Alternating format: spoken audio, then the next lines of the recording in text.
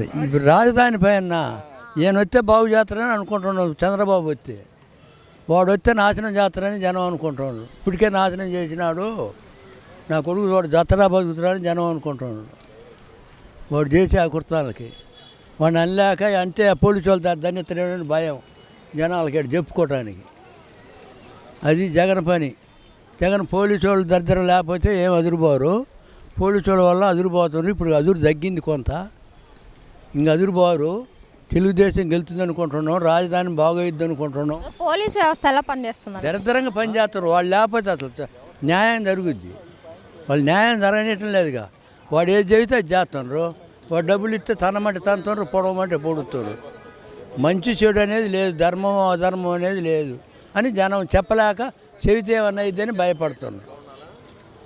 నా బోటోడు భయపడ్డా ఆ ముండేం చేస్తాళ్ళమ్మని అనుకుంటాం. కొంతమంది భయపడతారు. బేంబళ్ళాలు ఉండేవాళ్ళు భయపడతారు. మేము రైతులు భయపడాల్సిన అవసరం లేదు. దెబ్బ తెగినా ఏందే ముండాని అనే తీరి ఉండోడు చెబుతుండు.